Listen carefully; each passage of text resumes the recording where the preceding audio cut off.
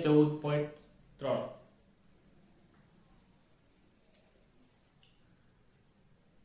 સ્વાધ્યાય 14.4 એની અંદર પહેલો પ્રશ્ન છે નીચેનું આવૃત્તિ વિતરણ એક કારખાનાના 50 કર્મીઓનું દૈનિક વેતન દર્શાવે છે તો આવૃત્તિ વિતરણને થી ઓછા પ્રકારના સંચય આવૃત્તિ વિતરણમાં ફેરવો અને તેનો ઓજીવ દોરો તો આપણને અહીંયા વર્ગો આપેલા છે એની આવૃત્તિ આપેલી છે થી ઓછા પ્રકારના ઓજીવમાં ફેરવી અને એનો ઓજીવ દોરવાનો છે બરોબર તો સૌપ્રથમ જોઈએ થી ઓછા ની અંદર ફેરવવા માટે આપણે શીખી ગયા તે પ્રમાણે દાખલા તરીકે પ્રથમ વર્ગ છે તો આપણને ખબર છે થી ઓછા પ્રકારની અંદર આપણે ઉર્ધ્વ સીમાને ધ્યાનમાં લઈએ છીએ એટલે કે 120 140 160 180 અને 200 તો આપણે એ પ્રમાણે વર્ગો લખીએ તો પહેલો આવશે 120 થી ઓછું બીજું આવશે 140 થી ઓછું 160 થી ઓછું 180 થી ઓછું અને 200 થી ઓછું ચાલો તો આ પ્રમાણે આપણને થી ઓછું વર્ગ મળશે હવે અહીંયા આપણને ખબર છે કે થી ઓછા પ્રકારનું આવૃત્તિ વિતરણ હોય તો હંમેશા સંચય આવૃત્તિ જ આવે તો આ આવૃત્તિને આપણે સંચય આવૃત્તિની અંદર ફેરવીએ તો સૌપ્રથમ તો પ્રથમ જ આવૃત્તિ 12 આનો સરવાળો કરવાનો 12 અને 14 કેટલા થશે 26 ને 8 34 ને 6 40 ને 10 50 તો અહીંયા આપણને વર્ગો પણ મળી ગયા સંચય આવૃત્તિ મળી ગઈ હવે આપણને એવું કીધું છે કે ઓજીવ દોરો તો આપણે જાણીએ છીએ તે પ્રમાણે ઓજીવ માટે યામાક્ષો જરૂરી છે એટલે કે x અને y યામ હવે આપણે એ પણ જાણીએ છીએ કે આની અંદરથી આપણે શું લેવાનું છે x અક્ષ બરાબર ઉર્ધ્વ સીમા અને y અક્ષ બરાબર સંચય આવૃત્તિ તો આપણે બિંદુઓ મેળવીએ તો અહીંયા મળશે 120 x યામ અને 12 y યામ 120 અને 12 એ જ પ્રમાણે બીજું બિંદુ મેળવીએ 140 x યામ અને y યામ મળશે 26 160 x યામ અને 34 y યામ 180 40 200 અને 50 ચાલો આને આપણે આલેખની અંદર રજૂઆત કરવી હોય તો સૌપ્રથમ તો આપણે એના યામ લખવા પડે તો x યામની અંદર સૌથી મોટી કિંમત કેટલી છે 200 તો 200 સુધીની આપણે અહીંયા સંખ્યાઓ લખવાની છે પરંતુ નાનામાં નાની કેટલી છે 120 અથવા તો આની અંદર જોઈએ તો 100 તો સૌથી નાનામાં નાની 100 છે અને બધા વચ્ચેનો તફાવત કેટલો છે 20 નો છે તો 20 ના ગાળાએથી લખીએ અને 200 સુધી જવું એ થોડું મુશ્કેલ છે તો એના માટે શું કરવાનું આપણે 100 સુધીની કિંમતોની જરૂર નથી તો 100 સુધીની કિંમતને આપણે ભેગી કરી દઈએ એટલે કે કટ કરી નાખીએ તો એના માટેનો સિમ્બોલ છે તમે 9મા ધોરણમાં પણ શીખી ગયા ગ્રાફને કાપવો અથવા તો ગ્રાફને કટ કરવો તો અહીંયા આપણે ગ્રાફને કટ કરી નાખ્યો ક્યાં સુધી 0 થી 100 સુધી તો આપણે અહીંયા બિંદુ લખીએ 100 આ વચ્ચેનો ભાગ છે 0 થી 100 સુધીનો એને આપણે કટ કરી અને ભેગો કરી દીધો હવે 100 થી આપણે તફાવત કેટલો જોઈએ છે 20 નો તો અહીંયા 100 છે તો અહીંયા આપણે લખીએ 120 140 160 180 અને 200 તો આ પ્રમાણે આપણે બિંદુઓને દર્શાવી શકીએ બરોબર ચાલો ત્યાર પછી x યામ થઈ ગયો હવે y યામ જોઈએ તો y યામમાં સૌથી મોટી કિંમત કેટલી છે 50 ચાલો તો 1 થી 50 લખવા શક્ય નથી તો એના માટે આપણે 5 નો તફાવત રાખી દઈએ દાખલા તરીકે 5 10 15 20 25 30 35 40 45 અને 50 ચાલો x અને y યામ ઉપર આપણે બિંદુઓ લખેલા બરોબર હવે આ બિંદુઓને આપણે યામાક્ષની અંદર દર્શાવીએ તો પ્રથમ બિંદુ માટે x યામ 120 એટલે કે અહીંયા અને વાયામ 12 12 એટલે કે 11 12 13 14 ને 15 તો 12 અહીંયા છે તો આ બંને બિંદુઓ જ્યાં ભેગા થાય દાખલા તરીકે અહીંયા બરોબર તો આને આપણે પેલું બિંદુ કહેશું ચાલો ત્યાર પછી બીજું બિંદુ 140 અને 26 140 અહીંયા 26 આ 25 અને એની ઉપર એક એટલે 26 હશે ચાલો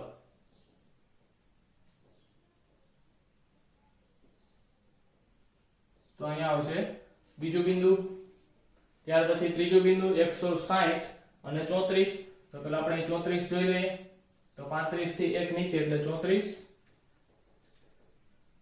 અને 160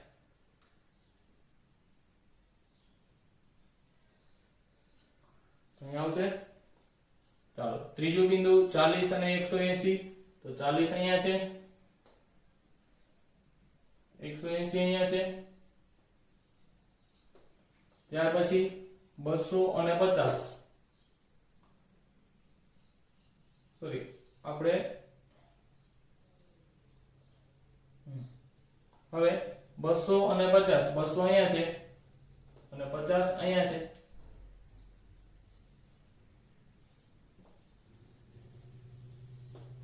તો આ પ્રમાણે આપણને દરેક બિંદુઓ મળ્યા હવે દરેક બિંદુને આપણે જોડી દઈએ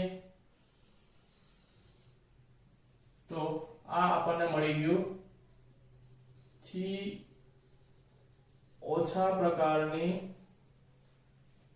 સંચય આવૃત્તિનો વક્ર એટલે કે ઓજીવ તો આ પ્રમાણે આપણે મેળવી શકીએ પ્રશ્ન નંબર 2 એક વર્ગની 35 વિદ્યાર્થીઓની દાખતરી તપાસ દરમિયાન તેમના વજન નીચે પ્રમાણે નોંધાયા તો આ વજનનો આપણને એકઠો કરેલી માહિતી છે તો આપેલ માહિતી માટે થી ઓછા પ્રકારનો ઓજીવ દોરો તે પરથી વજનનો મધ્યસ્થ મેળવો અને આપેલ આલેખ પરથી મેળવેલ મધ્યસ્થને સૂત્રનો ઉપયોગ કરીને ચકાસો તો આપણને અહીંયા થી ઓછા પ્રકારની માહિતી આપેલી છે એના ઉપરથી પહેલા તો આપણે ઓજીવ દોરવાનો છે અને ઓજીવ પરથી આપણે જે મધ્યસ્થ મેળવતા શીખ્યા એ પ્રમાણે મધ્યસ્થ મેળવશું અને એ મધ્યસ્થ ની ચકાસણી આપણે સૂત્ર દ્વારા મધ્યસ્થ મેળવી અને કરીશું ચાલો તો સૌપ્રથમ આપણને ઓજીવ દોરવા માટે x અને y ની જરૂર પડે તો અહીંયા આપણને સંચય આવૃત્તિ આપેલી છે થી ઓછા પ્રકારની આવૃત્તિ છે એટલે આપેલી કિંમતો છે એ બધી કેવી હશે અધમ સીમા હશે તો હું અહીંયા લખું x y m તો લખતા જઈએ 38 x m y m 0 40 3 42 5 44 9 46 14 48 28 50 32 52 અને 35 ચાલો આ પ્રમાણે આપણને x y બિંદુઓ મળે હવે સૌપ્રથમ x ની અંદર સૌથી મોટી કિંમત 52 સૌથી નાની કિંમત 38 અને બધાનો તફાવત 2 તો હું અહીં લખી નાખું h બરાબર આપણી પાસે 2 છે બરોબર તો આપણે 38 થી શરૂ કરવાનું છે અને 52 સુધી જવાનું છે તો સ્વાભાવિક છે આપણે ગ્રાફ કાપવો પડશે એટલે મેં અહીંયા પહેલેથી જ કાપેલો છે 38 થી બબેના તફાવત રાખી અને 52 સુધી કિંમતો લખવાની છે ચાલો જે તમે જોઈ શકો છો ત્યાર પછી y અક્ષ પર મોટામાં મોટી કિંમત 35 અને 0 થી શરૂ થાય તો આપણે પહેલેથી જ લખીએ 0 થી 35 ચાલો આપણને ખબર છે x અક્ષ ઉપર ઊર્ધ્વ સીમાઓ આવે y અક્ષ પર અધો સીમાઓ આવે તો એ પ્રમાણે આપણે y અક્ષ પર આવશે સંચય આવૃત્તિ ચાલો તો બિંદુ પ્રમાણે કિંમત મૂકતા જાય 38 અને 0 x અક્ષ ઉપર 38 અને y અક્ષ પર 0 એટલે એ બિંદુ આવશે એક્ઝેક્ટ x અક્ષ ઉપર ચાલો ત્યાર પછી બીજી કિંમત જોઈએ 40 અને 3 અહીંયા 40 અહીંયા 3 તો 3 અહીંયા ક્યાં હશે તો એ અહીંયા આવશે ત્યાર પછીનું 42 અને 5 ત્યાર પછી 44 અને 9 તો તો 9 અહીંયા ક્યાં હશે? 46 14 તો 14 અહીંયા,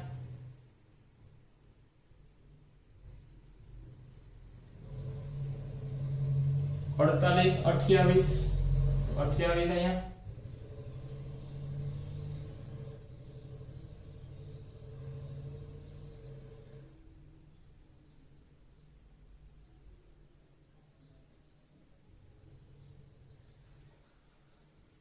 ચાલો ત્યાર પછી 50 32 તો 32 અહીંયા,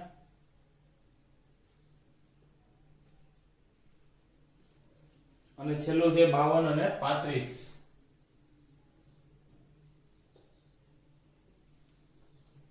ચાલો આ પ્રમાણે આપણને દરેક બિંદુઓ મળ્યા, એને આપણે જોડી દઈએ.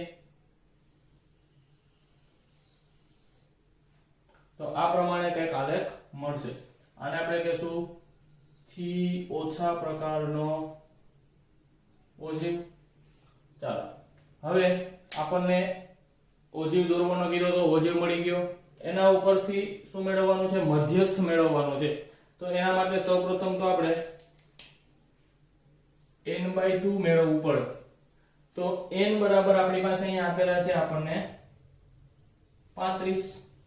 તો 35 ના છેદમાં 2 એટલે 17.5. તો n બરાબર આપણને મળશે 17.5. તો અહીંયા જોવા જઈએ 15 16 17 18 અને 19. તો 17 અને 18 ની વચ્ચે 17.5 હોય તો દાખલા તરીકે હું અહીંયા લખું n/2 કેટલા છે? 17.5. તો આ બિંદુએથી x અક્ષને સમાંતર રેખાખંડ દોરવાનો છે અથવા તો રેખા દોરવાની છે. તો આપણે અહીંથી દોરીએ.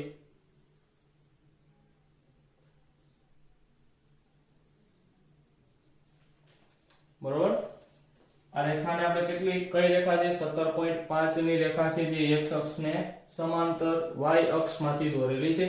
હવે એ રેખા ઓજીવને જ્યાં છેદે એ બિંદુને દાખલા તરીકે આપણે P નામ આપીએ. તો P બિંદુએથી x અક્ષ પર આપણે y અક્ષને સમાંતર રેખા દોરવાની છે. એટલે કે આ પ્રમાણે. તો અહીંયા જે બિંદુ મળે છે એ બિંદુને આપણે કહેશું મધ્યસ્થ. ચાલો તો અહીંયા કયું બિંદુ મળે છે કેમ ખબર પડે? તો કે તમે ગ્રાફ પોથીની અંદર આ દોરશો એટલે તમને અહીંયા બિંદુ આપેલું જ હશે. દાખલા તરીકે આપણે અહીં જોવું હોય તો જોઈએ, આ 46 અને 48 છે એની એક્ઝેક્ટ વચ્ચે એટલે અહીંયા થશે, ત્યાં કેટલા હશે? 47. હવે આ 46 અને 47 ની વચ્ચે આપણને ગ્રાફ મળે છે તો એને આપણે એપ્રોક્સિમેટ કહી દઈએ 46.5, કેમ કે 46 અને 47 ની વચ્ચે છે એટલા માટે. ચાલો આની આસપાસની કિંમત છે હોઈ શકે જે તમે ગ્રાફની મદદથી ચોક્કસ કિંમત જોઈ શકો.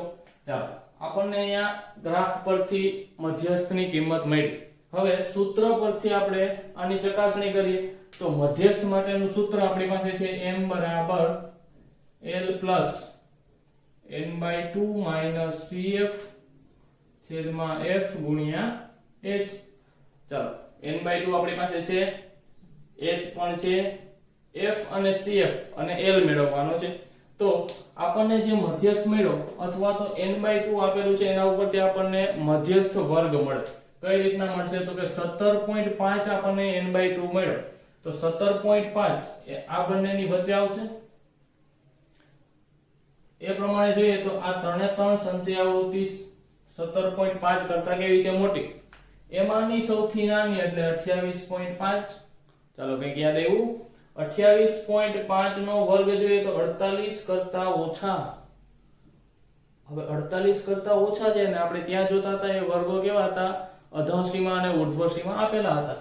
પણ આની ઉપરનો આપણે વર્ગ જોઈએ તો આપ્યું છે 46 કરતા ઓછા, એટલે કે આ વર્ગને આપણે જોવું હોય તો એને આમ પણ જોઈ શકાય 46 થી 48.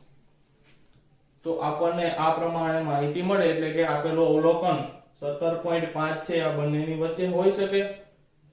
46 થી 48 ની વચ્ચે, કેમ કે અહીંયા 14 આવી ગયા, તો એનાથી ઉપરનું છે એ બધું અને 28 થી વચ્ચેનું કેમાં હશે? આની વચ્ચે હશે. ચાલો, તો આપણને મધ્યસ્થ વર્ગ કેટલો મળ્યો? 46 થી 48.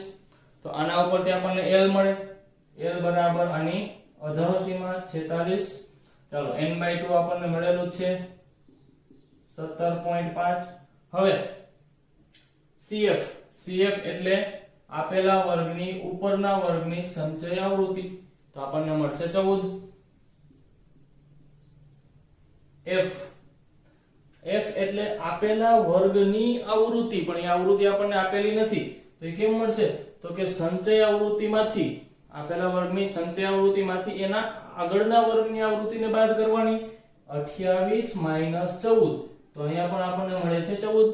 તો બે આપણને મળ્યા 14. ચાલો, બધી કિંમતો આપેલી છે, તો સૂત્રની અંદર કિંમત મૂકીએ.